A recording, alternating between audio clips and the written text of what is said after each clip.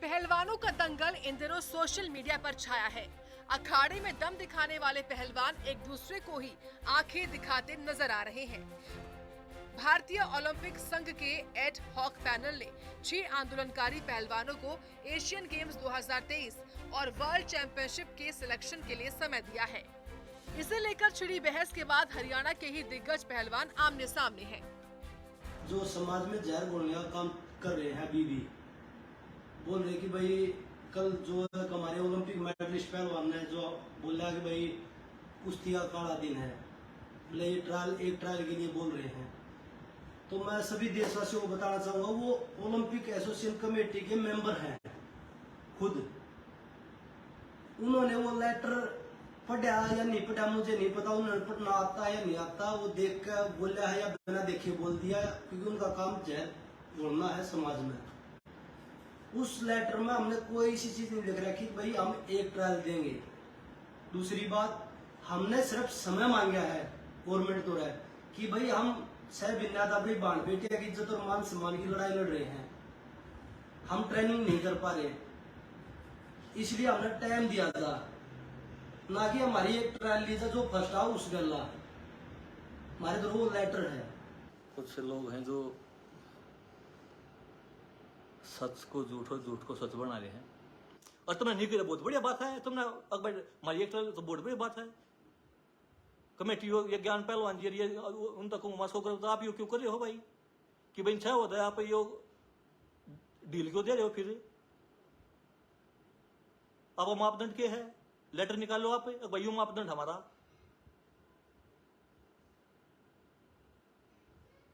पहलवान की बात करी है, को मैंने ब्रजभूषण की बात करी ना कल,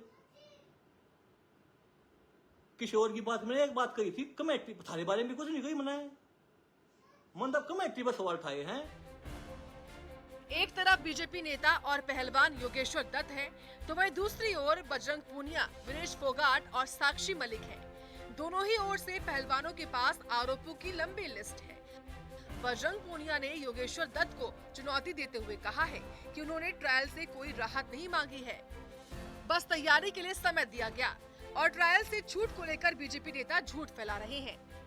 हमारा मकसद एक ही है, लड़कियों को न्याय मिले, भारतीय बेटियों को न्याय मिले, और वो मकसद हमारा तब तक जारी रहेगा जब तक न्याय नहीं मिल जाता। तो आप ये समाज में जब तक ब्रजभूषण जेल में नहीं चला जाता, हम लड़ रहे हैं और लड़ते रहेंगे आखिर दम तक। तो आप समाज में इतने बड़े ठेकेदार ना बने, आप पंचायत कर लीजिए, हम आएंगे पंचायत में।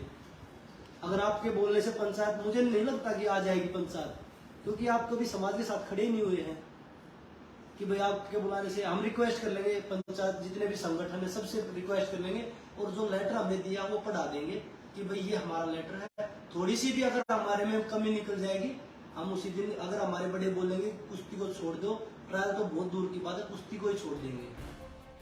पहलवानों के बीच टकराव बढ़ा तो पुरानी बातें भी उठी।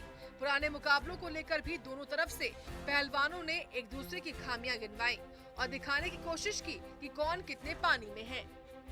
अगर वहाँ पे हमारा क्वालिफाई होता 2015 की बात है, और आप बोल रहे कि मैं जूनियर खिलाड़ियों के लिए हमेशा आवाज उठाता हूँ।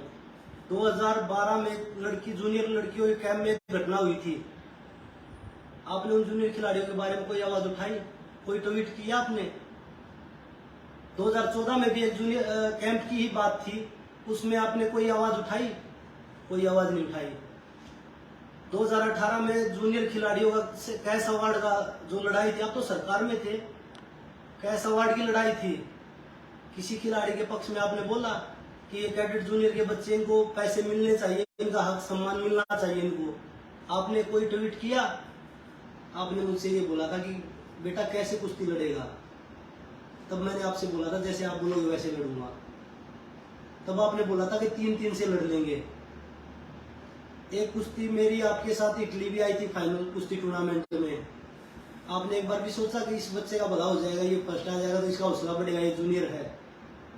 आपने तभी बोल दिया कि मैं फर्स्ट हूँ, आप सेकंड हो।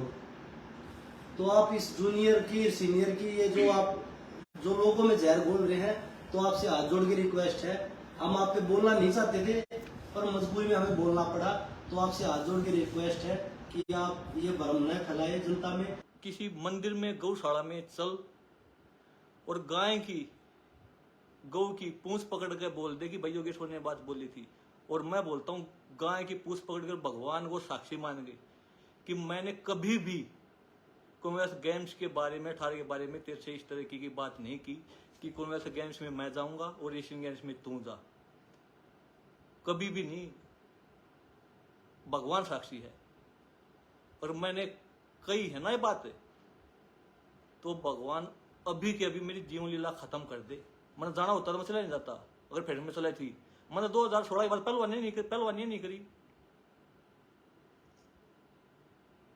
झूठ नहीं, जितनी बोल सच बोल। झूठ का ना सिर होता ना पैर होता है। 2008-9 से जब भी एकेडमी स्टेडियम आया था, तब से 2016 तक कित फायदा उठा लिया। टूर्नामेंट में जो ओलंपिक क्वालिफाई होने के बाद टूर्नामेंट बाहर इटली था, कहां था, इतना ध्यान नहीं कि भाई तू मैंने बूझी क्या करोगे, मैं फंस जाए कि तू सेकंड नहीं। भाई झूठ मत बोल।